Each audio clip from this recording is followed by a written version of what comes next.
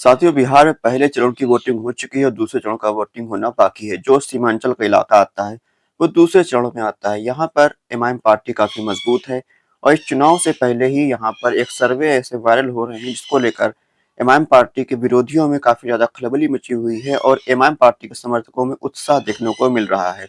कुछ ऐसे सर्वे भी नजर आए हैं जिसमें किसी भी पार्टी की सरकार बनती हुई नजर नहीं आ रही है, लेकिन यहाँ पर एमआईएम पार्टी किंग मेकर की भूमिका में नजर आ रही है। कुछ-कुछ सर्वे में तो एमआईएम पार्टी को 14 से 16 सीटें भी देती हुई नज़र आ रहे हैं। तो वहीं कुछ सर्वे के अंदर 3 से 9 सीटें, 3 से 4 सीटें भी एमआईएम पार्टी को देते हुए नज़र आ रहे हैं। एमआईएम पार्टी की बात करें तो सीमांचल के इलाके में एमआईएम पार्टी काफ़ी मजबूत है। पिछले विधानसभा चुनाव में भी एआईएमआईएम पार्टी ने 5 विधानसभा सीटों पर बड़ी जीत हासिल करी थी और यहाँ पर महागठबंधन हो या फिर एनडीए हो सबको चौंका दिया था।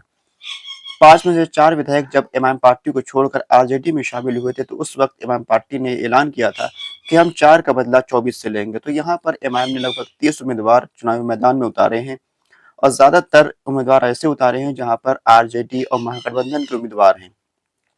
तो महागठबंधन की तरफ से पूरी कोशिश की जा रही है कि एमआईएम पार्टी को भाजपा की बी टीम साबित किया जाए। एमआईएम पार्टी को ऐसा दिखाया जाए कि एमआईएम पार्टी भाजपा को फायदा पहुंचाने के लिए चुनाव लड़ रही है। इसी सिलसिले में यहाँ पर इकरा हसन से लेकर इमरान प्रतापगढ़ी तक जैसे मुस्लिम नेता डेरा डाले हुए हैं और इमाम पार्टी के अध्यक्ष बैरिस्टर असदुद्दीन ओवैसी हो या फिर इमाम पार्टी के प्रदेश अध्यक्ष अख्तुल इमान हो या फिर इमाम पार्टी हो, इस पर तीखा हमला कर रहे हैं और इमाम पार्टी को पूरी तरीके से भाजपा की बी टीम साबित करने की कोशिश कर रहे हैं।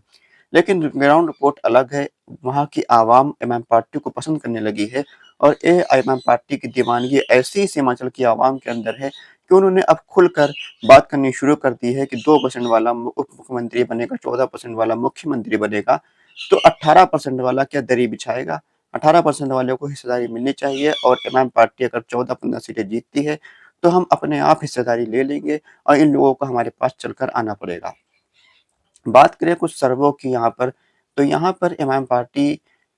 14-15 सीटों पर जो सर्वे दिखाया जा रहा है काफ़ी ज़्यादा लग रहा है, लेकिन यहाँ पर हाँ, लगभग है 5 से 10 सीटें एमआईएम पार्टी चुनाव जीत सकती है और एएमआईएम पार्टी इन सीटों पर मजबूत है। चाहे वो बहादुरगंज हो, ठाकुरगंज हो, किशनगंज हो, आमौर हो, बैसी हो, कोचाधामन हो, ढाका हो, राणा रणजीत सिंह की सीट, इसके अलावा मुंगेर हो, गोपालगंज हो, ये सब सीटें अररिया, जोकीहाट, ये सब सीटें एमआईएम पार्टी मजबूत है और यहाँ पर एमआईएम पार्टी सीधी लड़ाई में देखी जा रही है। इसके अलावा कई और सीटें हैं जहाँ पर एमआईएम पार्टी बड़ा फैक्टर बनकर उभरेगी, जैसे कि सीवान की सीट हो गई, इसके अलावा केवटी हो गई, दरभंगा की कुछ सीटें हो गई, यहाँ पर एमआईएम पार्टी अच्छा खासा वोट पाती हुई भी नजर आ रही है। जो सर्वे चुनाव से पहले जारी किए गए हैं, इन सर्वों में काफी ज्यादा एमआईएम पार्टी को महत्वपूर्ण भूमिका में दिखाया गया है और इसीलिए एमआईएम पार्टी के समर्थकों में काफी ज्यादा हर्ष और उल्लास है, उत्साह है और एमआईएम पार्टी के जो कार्यकर्ता हैं वो जोश से लबरेज हैं और उनको लग रहा है कि अगर हमने मुत्तहिदा तौर पर मजलिस के उम्मीदवारों को यहाँ पर वोट कर दिया तो इमाम पार्टी यहाँ पर चुनाव जीतकर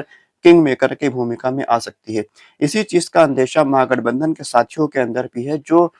ये कोशिश कर रहे हैं कि किसी भी तरीके से इमाम पार्टी को इस भूमिका में ना लाया जाए, क्योंकि अगर इमाम पार्टी महागठबंधन को किंग मेकर बनाने की भूमिका में आ गई तो ऐसा पूरे देश के अंदर एक नैरेटिव सेट हो जाएगा कि इमाम पार्टी किंग मेकर की भूमिका में आ सकती है और इमाम को मजबूत करना हम सबकी जिम्मेदारी है। अगर इमाम पार्टी को यहाँ पर पिछले बार से ज्यादा सीटें या फिर पिछले बार के बराबर सीटें मिल गई तो एक बहुत ही बड़ा राजनीतिक घटनाक्रम देखा जाएगा, क्योंकि इमाम पार्टी को सीमांचल से या बिहार से खत्म करने की साजिश सेकुलर पार्टी की तरफ से की गई थी इमाम के 4 विधायकों को तोड़कर, लेकिन उसके बावजूद आवाम जो थी वो आवाम मुत्तहिदा तौर पर इमाम पार्टी से जुड़ी रही। असदुद्दीन ओवैसी साहब के जो बयानात हैं उन बयानात को वो अपने दिलो ज़हन में बैठा लिया है और अपने लिए हिस्सेदारी मांगने लगे हैं वो। अब देखना होगा कि जो सर्वे जो आ रहे हैं क्या ये सर्वे सच साबित होंगे या फिर महागठबंधन अपने बलबूते पर सरकार बनाएगा या फिर इमाम पार्टी किंग मेकर की भूमिका में आ पाएगी। अपनी राय हमको कमेंट बॉक्स में ज़रूर बताइए। खुदा हाफ़िज़।